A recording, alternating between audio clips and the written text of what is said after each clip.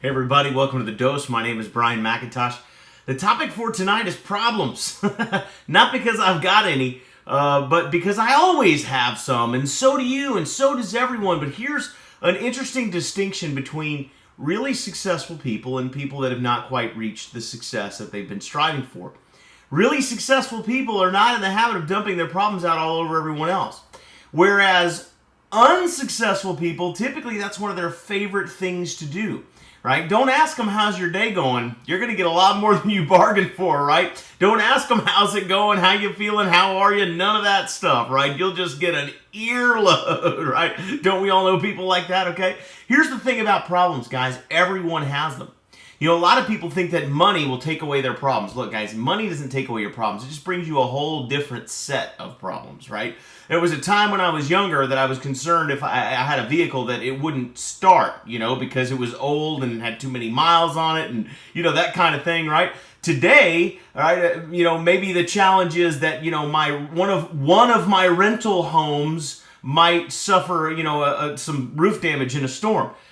It's still a problem. It's something that still occupies my mind, but, you know, a lot better to own rental properties, right, than to have a car that won't start. But yet, there's still problems. So here's what you need to know. We're all going to have problems. We're going to have problems every day of our lives until we're dead. That's never going to change. No matter how wealthy you become, no matter how successful you become, you're always going to have issues and problems. But nobody wants to hear about it. See? Because they've got problems of their own. So if you really want to be, you know, demonstrate the mark of a superior person, here's what you do. Be somebody who never advertises the bad news and is always someone positive and optimistic and thinking about the way that things are going to work out great. That's how you begin to attract a lot of people around you. Listen, you may think that, you know, sharing your problems with people, because they'll chime in, right? They'll jump right in with you, right? They jump in while the water's warm kind of thing, right? Come on in, it's miserable, right? They'll play Ain't It Awful with somebody, right? Back and forth. And you'll find that people will jump right into the conversation if you're like, oh, I got darn renters, you know, I can't, and they come in, oh yeah, I got, you know, renters too, and somebody else will come in and go, oh, someone burned my house down, and another guy goes, yeah, someone burned my house down too while I was in it, you know? Like this, right? It may seem like people love talking about that stuff, but the reality is nobody really wants to be around a complainer, you know? And people love to be around people who lift them up and make them feel good. And even though they may not recognize it on the outside, they're going to feel it on the inside. And I'll give you an example. Every one of us knows someone that as soon as they walk in the room, they come through the door and they go, hey, what's going on? And everybody goes, hey, what's going on? Hey, woo. Next time you run into someone like that, take a long, hard look at them. Watch them for a little while. Here's you're going to find out a couple things. Number one, they smile an awful lot. Number two, they never talk about their problems. Three, they probably don't talk about other people behind their back. They never say anything negative about anyone else.